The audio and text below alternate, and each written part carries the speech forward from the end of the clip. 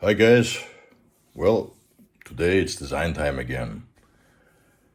This time, not a power device, no power electronics, no high voltage, no RF, yeah, perhaps a little bit RF, yeah. But today's design is something that I wanted to do for quite a time, and to be honest, the last time I touched it was 1 year ago, almost 1 year ago. So this, what you see here, it is already prototyped 1 year ago, and now I think it is time to finish it up. Well, what is that? This thing is an GNSS, GPS, signal strength meter, status meter. What's good for? Yeah, well, if you want to know if your signal is good enough to have an adequate reception of a GPS or any other L1 signal-based satellite, that's L1 is 1575 gigahertz, 0.5 gigahertz. That's the center frequency of GPS, GLONASS, of GPS, Baidu, and Galileo. But for now, in this design, I use only GPS reception. How will you do that? In older days, you have a signal strength meter, you measure your signal strength with a needle or something, or newer days with a digital readout. But how do you get the signal strength of a GPS satellite? Guys, the GPS satellite, the signal that comes to Earth is in the range between 100 and minus 125. Sorry, I had to sneeze. Minus 125 and minus 162 in the worst case scenario, if you are in an urban environment where everything is, where many buildings, etc. So minus 100, let's take the worst case, yeah, minus 162, that's noise. The GPS signal is full in the noise, yeah. This is not something that you can measure that easy. You will say, yeah, with a spectrum analyzer, yeah, no, not really. You need to get this signal on your screen of your spectrum analyzer, you need really specialized equipment and expensive equipment. First of all, you have to get the minus 162, let's easy for ease, let's say 160, minus 160, to a level that is usable for a spectrum analyzer. That means, okay, you have plus 30 dB from an active antenna, then we still are in the minus 130 dB. You need an extremely good LNA, really good LNA, of at least 60 to 70 dB to get you at the input of the spectrum analyzer down to, I don't know, 60, 70 dB minus. Of course, we're always speaking about minus. And then you can see something. I know a lot of equipment from National Instruments, etc., that for the LNA and Rohde & Schwarz, etc. But this is equipment that honestly the normal user cannot buy. I tried a lot of things with LNAs, with good LNAs, etc. But to be honest, with the equipment that I have, that is a spectrum analyzer that is at least 30 years old, yeah, and the kinds of LNAs I used, I didn't got it. So RF was not the solution. So what else can we do? Well, how the chipset knows, the chipset, the receiver chipset, the GPS receiver chipset knows how good the reception is. There's a parameter, it's called signal to noise ratio, yeah? And it is calculated for each of the satellites. So this is what I used. This, what you will see, is a quite easy implementation, but it's a lot of coding, of course. But it avoids completely to manage or to have to deal with expensive RF equipment. As you can see here, you see a lot of things. First of all, you see my position where I am. Yeah, well, you see my name in the public phone too, so I don't care, honestly. There are a lot of information. One moment. As you see here, UTC time, the date, latitude, longitude. And this is an information here that gives you the quality of the signal. And this fix that will be, I will make it a little bit different in the software to show you a little bit more verbose what it is. That means that it's a 3D fix G something, better than 3D G fix, of course. Then you see, let me show you how many satellites you see, the seen satellites at the moment, the actual seen satellites, how many of these satellites are used, the average signal to noise ratio of each satellite, average, yeah, and the total signal to noise ratio of all the satellites. And this is what the bar graph shows you. The yellow values are reference values, because how do you know if you're good or not? So the idea is to use this device in a sunny day, in a good day outside with full view of the horizon, let it run for a few minutes to show you what it can receive, how many satellites, etc. And then you can save in the EEPROM of my design of the processor the reference values.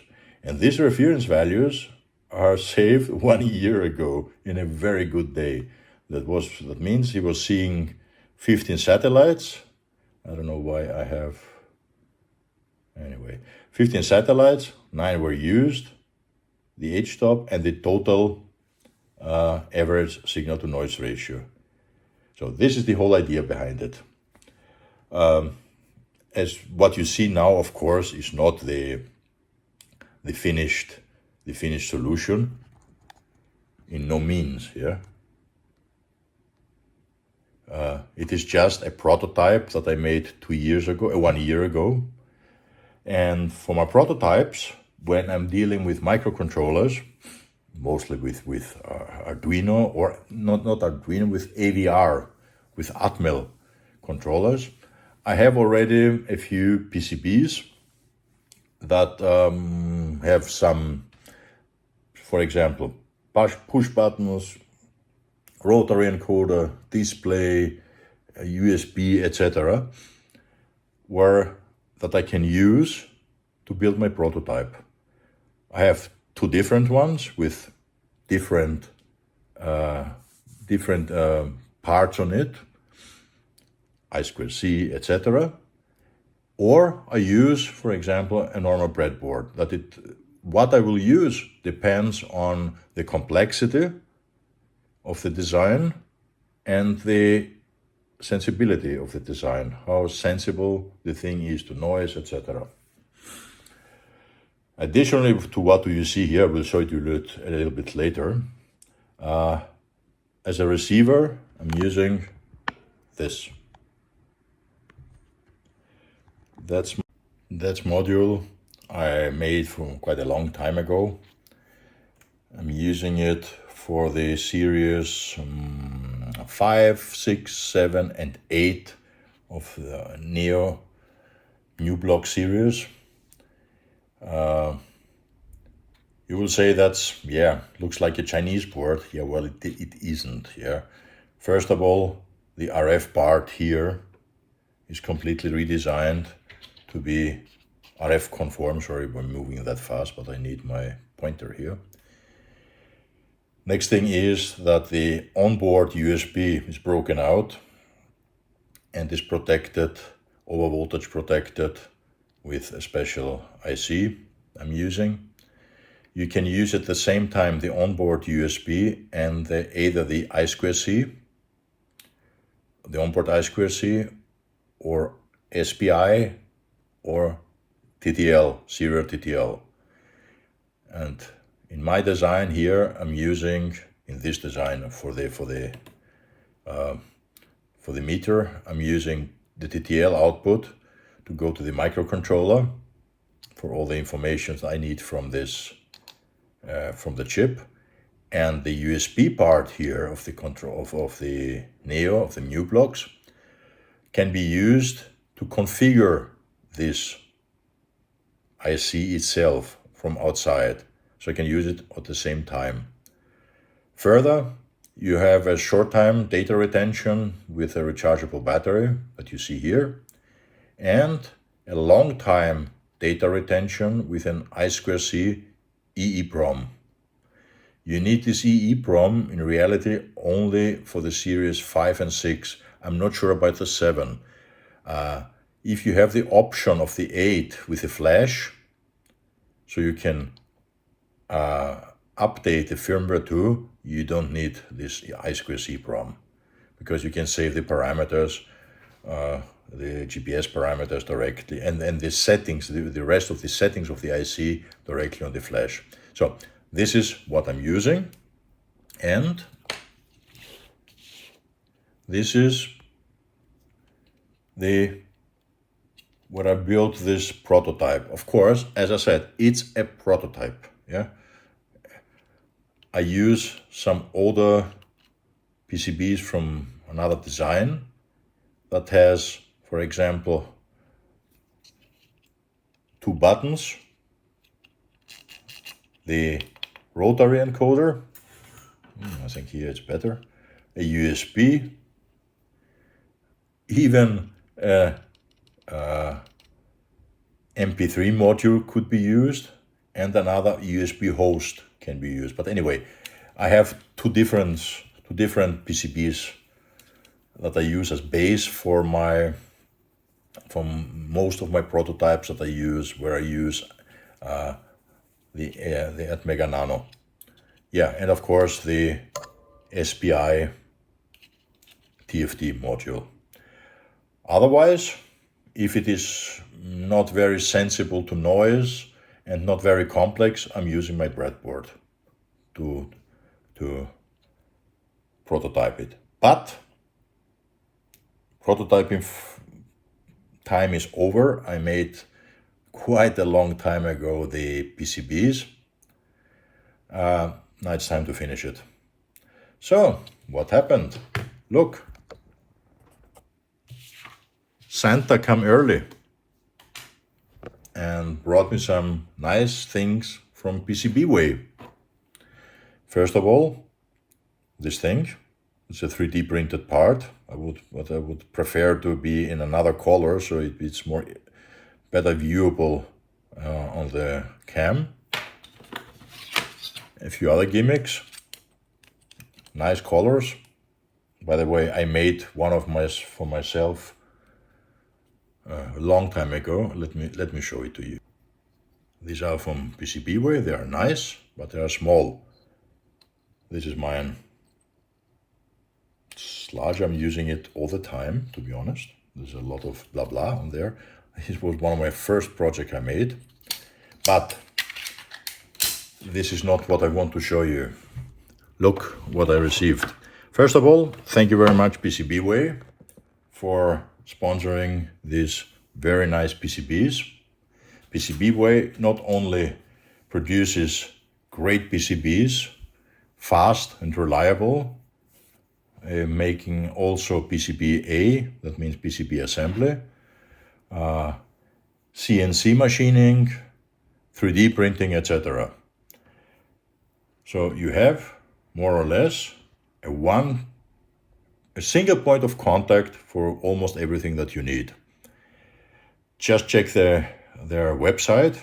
I will put it in, of course, in the description of the video. Again, thanks very much PCBWay. But now let's look at these nice PCBs. Look, really nice. This is matte green. I really like it.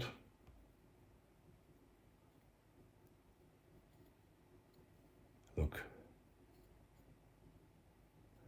with immersion gold finish.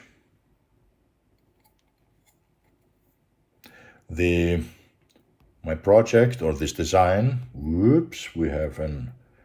now we have focus again. Design consists of let's say three PCBs. That's the base PCB where all the electronics are. Then we have a PCB that is the front plate. You say, what front plate? Yeah, well, the front plate for a case that I'm using for many designs. This is the case that I used for the tube receiver socket, the tube sockets of my Rotest tube tester. Let me show you one. For example, this is one of the socket boxes I made for my Rotest. It's dusty because it's quite a long time ago too. Tube tester. As I said, this is the box, and this will look like that.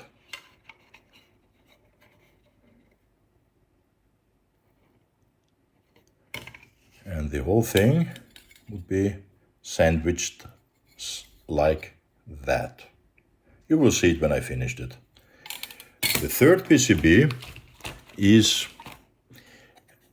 a very complex one, but again a nice one. The idea is you need holes here, 4 holes, to mount this whole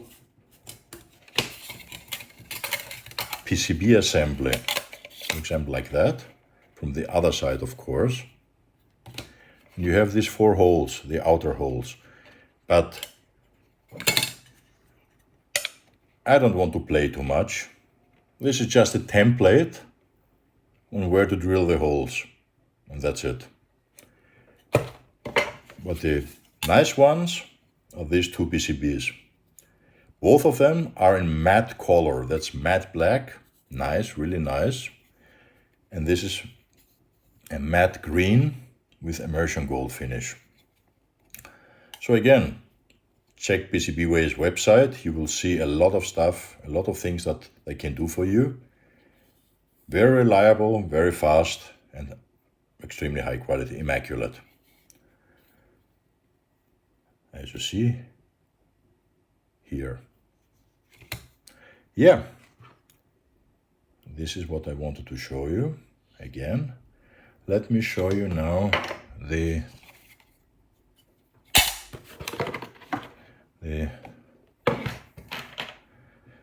design. By the way, guys, if you like my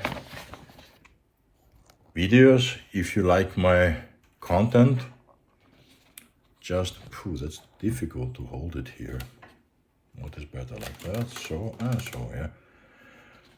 If you like my content, if you like my videos, please subscribe my channel, press the like button, and use the notification button so you get informed when I upload new videos.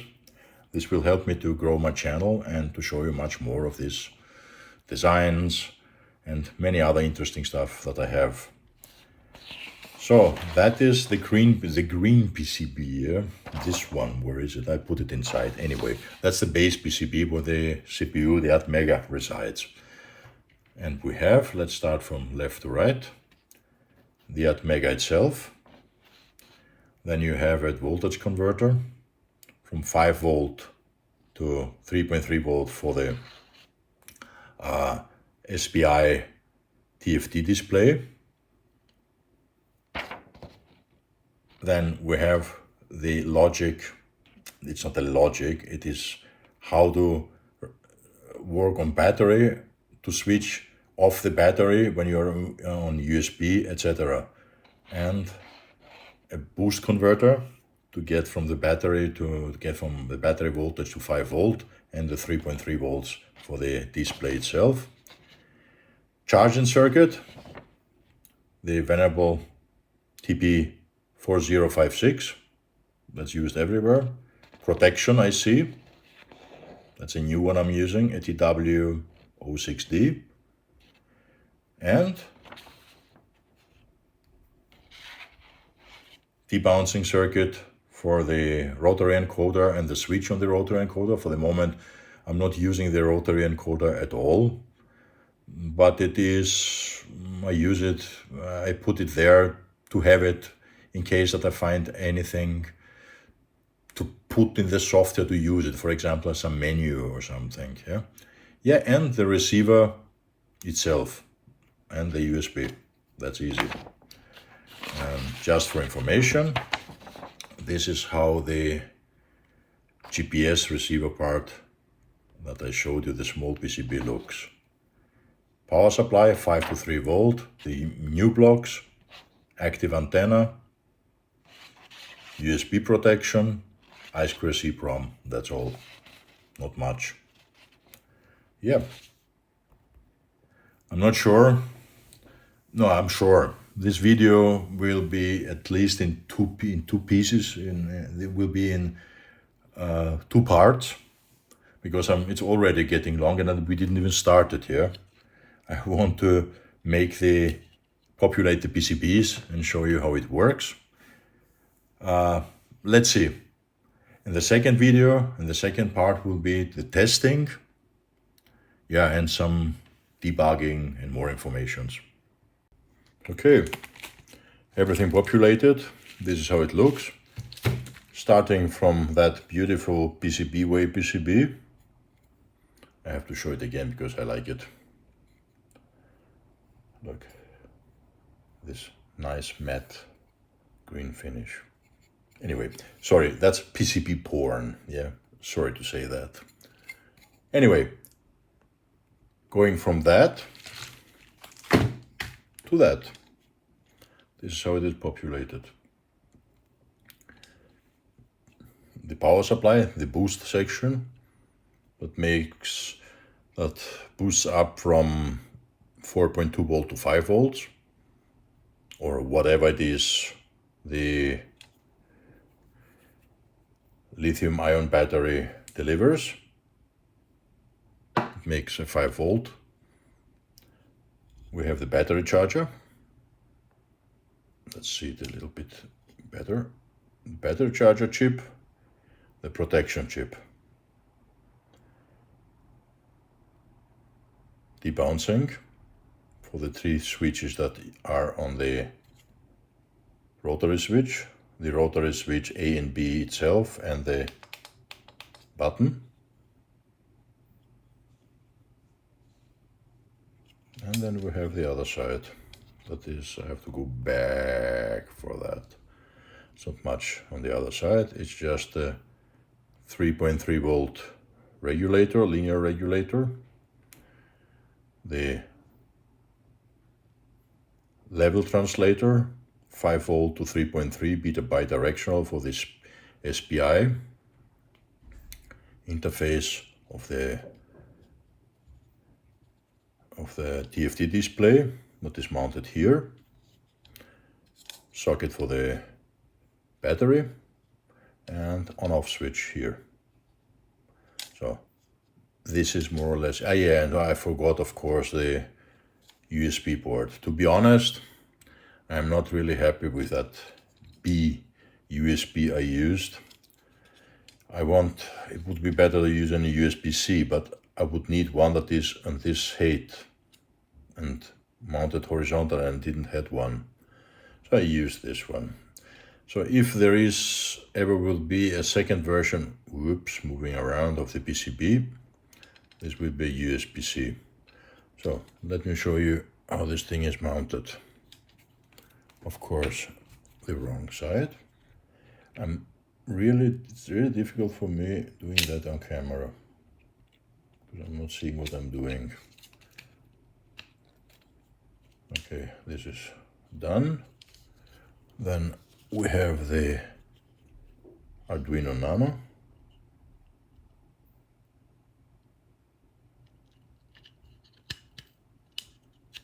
This is done too.